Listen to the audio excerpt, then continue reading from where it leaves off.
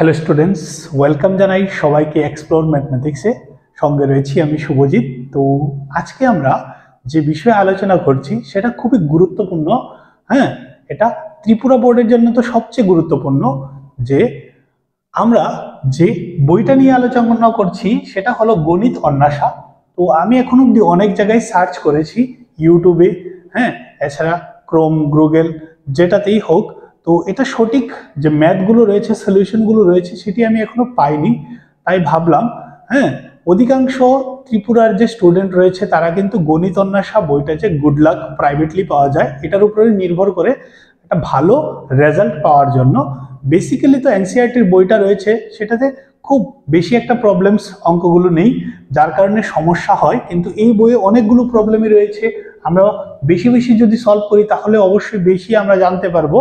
হ্যাঁ, একটা অঙ্কের মেইন পিক পয়েন্টে আমরা যেতে পারবো। তাই অনেক স্টুডেন্টই সম্ভবত গণিত অন্বেষা বইটা ফলো করে থাকো ত্রিপুরার। তো তাই আমি ভাবলাম যে তোমাদের জন্য সলিউশনগুলি, হ্যাঁ, যদি আমি একটু দিতে পারি তাহলে তোমাদের হয়তো সুবিধা হবে একটা ভালো স্কোর করার জন্য। তো দেখো, আজকে আমরা যে বিষয়ে আলোচনা করছি সে বিষয়টা হলো, হ্যাঁ, সমান্তর প্রগতি, এরিথমেটিক প্রোগ্রেশন। আর সেটা তোমরা খুব ইজিলি পেজ নাম্বার 148-এ গেলে পেয়ে যাবে তোমরা, ঠিক আছে। আর এটা এখন আমরা আলোচনা করছি সেকশন IA এর কোয়েশ্চেন নাম্বার 1, ঠিক আছে। তাহলে আমি আশা করি তোমরা বুঝতে পেরেছো কোন বইয়ের কথা বলছি এবং কোন পেজ নাম্বারটা সেটাও জানতে হবে। হ্যাঁ, তো এই বইয়ের একটু সমস্যা রয়েছে কি, সেটাতে এক্সারসাইজ ওয়াইজ নেই। তো তাই আমি পেজকে মেনশন করছি, তোমরা পেজ নাম্বারটা দেখবে, অবশ্যই পেয়ে যাবে। তো সেকশন IA এর কোয়েশ্চেন নাম্বার 1 কি বলেছে দেখো আমাদের, 3,8,13 সমান্তর প্রগতির 8তম পদ হবে। চারটা অপশন দিয়েছে, কোন আনসারটা হবে।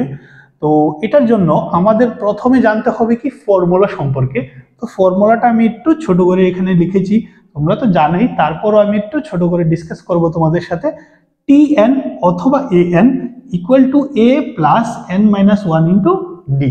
ওকে, তো এখানে এ হচ্ছে কি, এ হচ্ছে প্রথম পদ, এন হচ্ছে পদ সংখ্যা, আর ডি হচ্ছে সাধারণ অন্তর, ঠিক আছে। আর TN অথবা AN হচ্ছে n-তম পদটি। ওকে, তো আমরা যে কোনো পদই বের করতে পারবো যদি আমাদের এ এবং ডি জানা থাকে। এ অর্থাৎ প্রথম পদ, ডি সাধারণ অন্তর। তো এই ক্ষেত্রে আমাদের 8 নম্বর পদটা বলেছে, তার জন্য আমাদের প্রথমে জানতে হবে কি প্রথম পদ এবং দ্বিতীয় পদটা কি বলেছে দেখো। তো এক্ষেত্রে প্রথম পদ কি হবে, এ ইকুয়াল টু হয়ে যাবে কত, 3। ইজিলি আমরা বুঝতে পারছি প্রথমে 3 রয়েছে এই সমান্তর প্রগতিতে, তাই আনসারটা হয়ে যাবে 3। ওকে, তারপর কি বলেছে আমাদের, সাধারণ অন্তর। সাধারণ অন্তর কিভাবে বের হয়, হ্যাঁ, আমি ছোট্ট করে লিখছি, হ্যাঁ, পরপদ মাইনাস পূর্বপদ।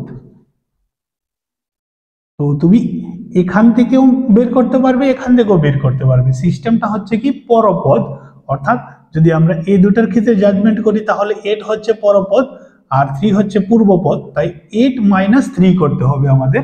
তো 8 - 3 করলে আমরা পাবো কি 5। ওকে, তো এখন আমরা পেয়ে গিয়েছি প্রথম পদও পেয়েছি, সাধারণ অন্তরও পেয়েছি। তো আমরা ইজিলি 8 নম্বর পদটা বের করতে পারবো। হ্যাঁ, 8তম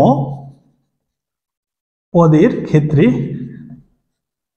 যদি আমরা ফর্মুলাটা দেখি কি হবে, ফর্মুলাটা A8 হবে। যেহেতু 8তম পদ বের করছি তাই A8 লিখেছি।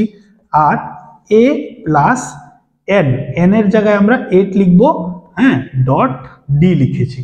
তো আমি ফার্স্টে শুধু N এর জায়গাটা পরিবর্তন করেছি, N এর জায়গায় 8 লিখেছি, কারণ আমাদের 8তম পদ বের করতে বলেছে। ওকে, তারপর দেখো এ তো আমরা জানি এ হচ্ছে 3। ওকে, তো এখানে আমরা 3 বসাবো, প্লাস 8 থেকে 1 মাইনাস করলে 7 আসবে।